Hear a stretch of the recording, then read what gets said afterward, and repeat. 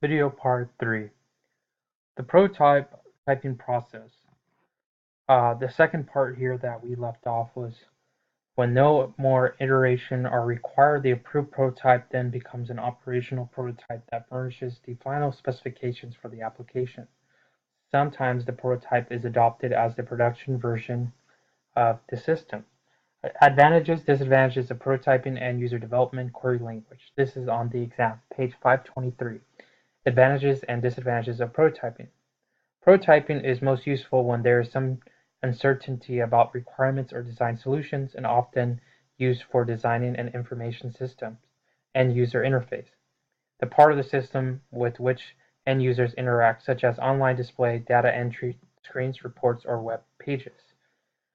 Because prototyping encourages intense end user involvement throughout the system development lifecycle, it is more likely to produce systems that fulfill user requirements.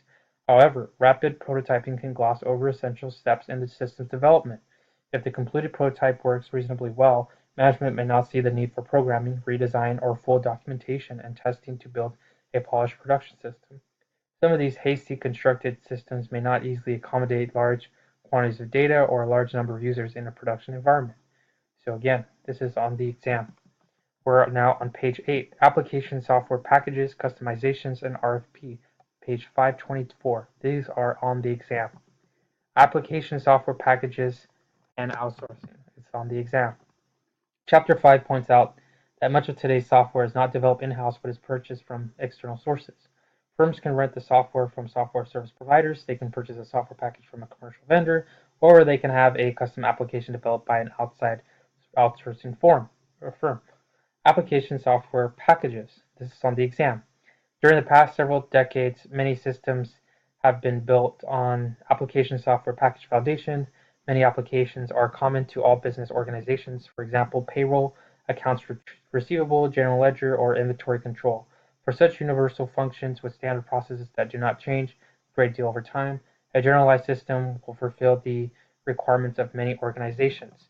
If a software package can fulfill most of an organization's requirements, the company does not have to write its own software. The company can save time and money by using the pre-written, pre-designed, pre-tested software programs from the package. Package vendors supply much of the ongoing maintenance and support for the system, including enhancements to keep the system in line with ongoing technical and business developments. When a package solution is purchased, end users will be responsible for supplying the business information requirements for the system, and IS specialists will provide technical requirements. Point 2. If an organization has a unique requirements that packages does not address, many packages include capabilities for customization. This is on the exam. Customization. Features allow a software package to be modified to meet an organization's unique requirements without destroying the integrity of the packaged software. If a great deal of customization is required, additional programming and customization work may become so expensive and time consuming that they negate many of the advantages of software packages. When a system is developed by This is point 3. When a system is development using an application software package, system analysis will include a package evaluation effort in which both end users and information system specialists will participate. The most important evaluation criteria are the functions provided by the package: flexibility, user friendliness, hardware and software resources, database requirements, installation and maintenance efforts, documentation, vendor quality, and cost. The package evaluation process often is based on a RFP, which is request for proposal, which is on the exam and is a detailed list of questions submitted to package software vendors. When a software vendor or software package is selected, the organization no longer has total control over the system's design process. Instead of tailoring the system design specifications directly to user requirements, the design effort will consist of trying to mold user requirements to conform to the features of the package. If the organization requirements conflict with the way the package works and the package cannot be customized, the organization will have to adapt to the package and change its procedures. Outsourcing, offshore outsourcing, page 525. This is on the exam. Outsourcing is on the exam. If a firm does not want to use internal resources to build or operate IS, it can outsource the work to an external organization that specializes in providing these services. Cloud computing and software as a service (SaaS) providers, which we described in Chapter 5, are one form of outsourcing. Subscribing companies use the software and computer hardware provided by the service as a technical platform for their systems. In another form of outsourcing, a company could hire an external vendor to design and create software for its systems, but that company would operate the system on its own computers. Outsourcing vendors might be domestic or in another country. Domestic outsourcing is driven primarily by the fact that outsourcing firms possess skills, resources, and assets that their clients do not have.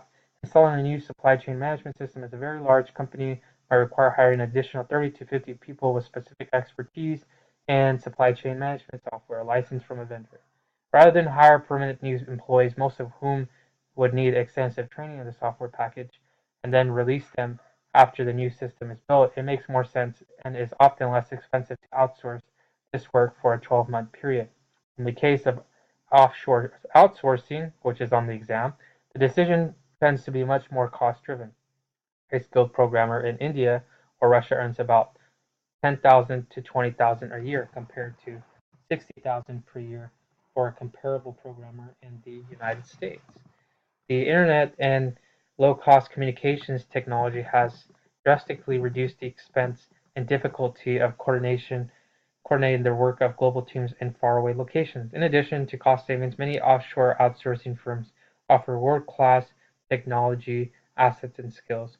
Wage inflation outside the United States have recently eroded some of these advantages, and some jobs have moved back to the United States. Nevertheless, there is a very strong chance that at some point in your career you'll be working with offshore outsources or global teams. Your firm is more likely to benefit from outsourcing if it takes time to evaluate the risks and make sure outsourcing is appropriate for particular needs. Any company that outsources applications must thoroughly understand the project, including its requirements, methods of implementation, anticipated benefits, cost components, and metrics for measuring performance. Okay, so now we're on page 9.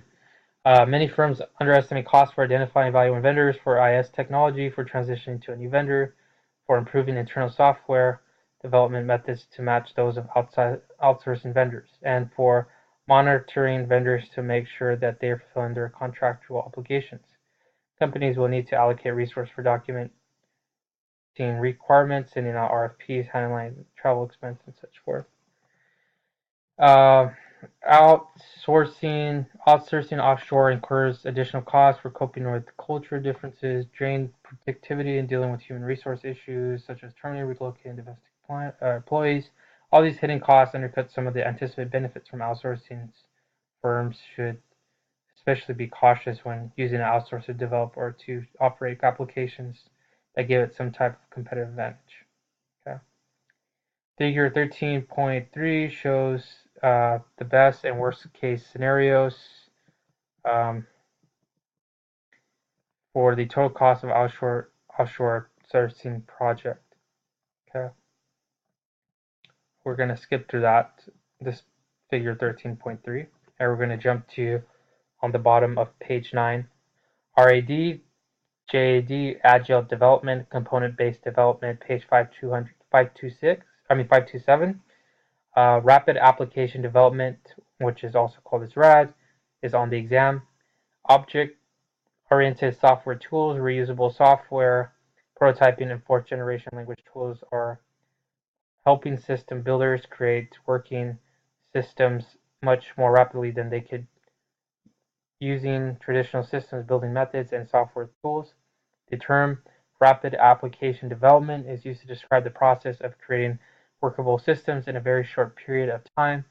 RAD can include the use of visual programming and other tools for building graphical user interfaces, iterative prototyping of key system elements, the automation of program code generation, and close teamwork among end users and IS specialists.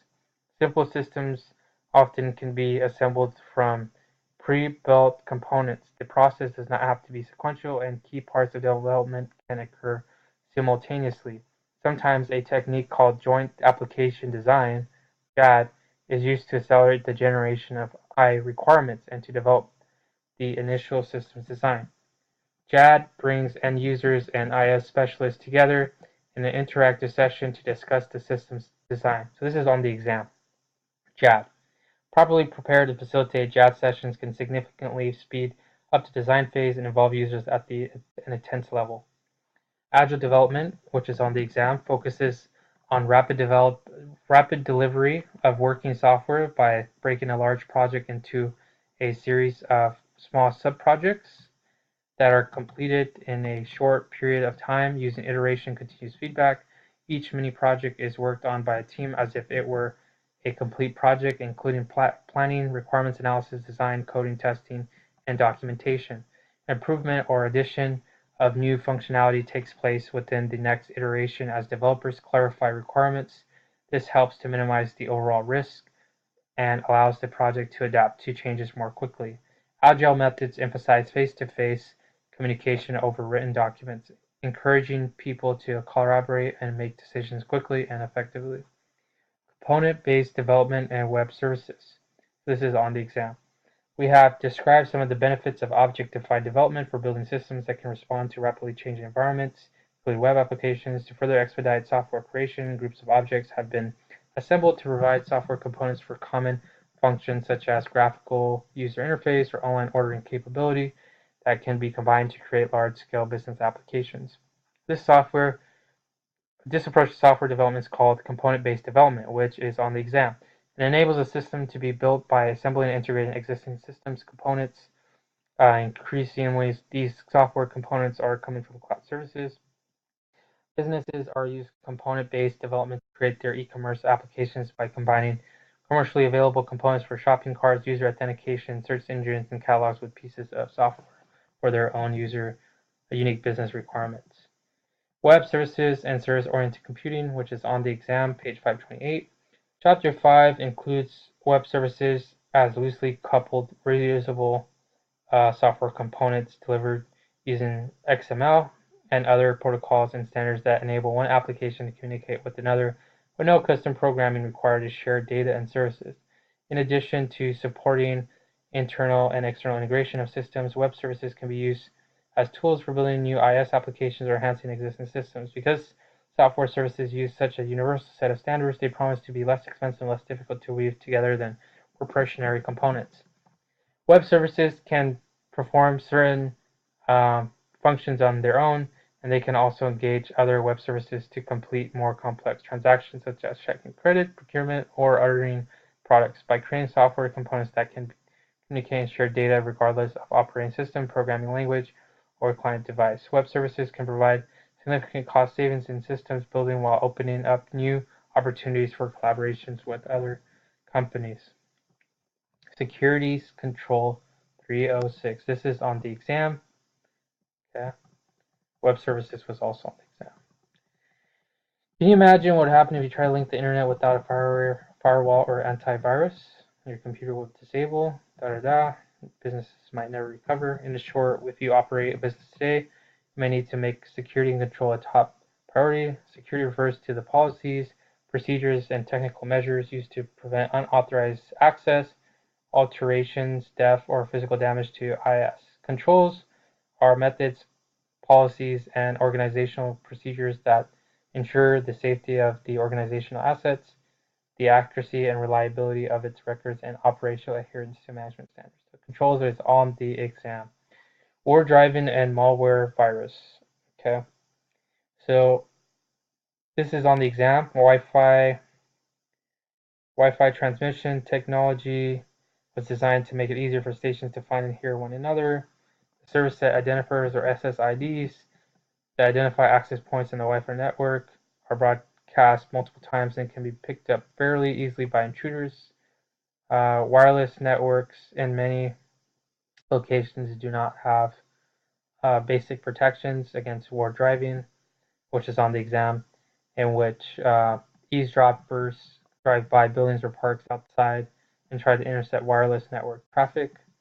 Malicious software programs are referred to as malware, which is on the exam, and include a variety of threats such as computer viruses, worms, and Trojan horses. The computer virus, which is on the exam, is a rogue software program that attaches itself to other software programs or data files in order to be executed, usually without user knowledge or permission. Most computer viruses deliver a payload. The payload must be relatively benign, such as instructions to display a message or image, or it might be highly destructive, destroying programs or data, clogging computer memory. So I'll stop it here. I'm in page 11, and we'll start part 3 shortly.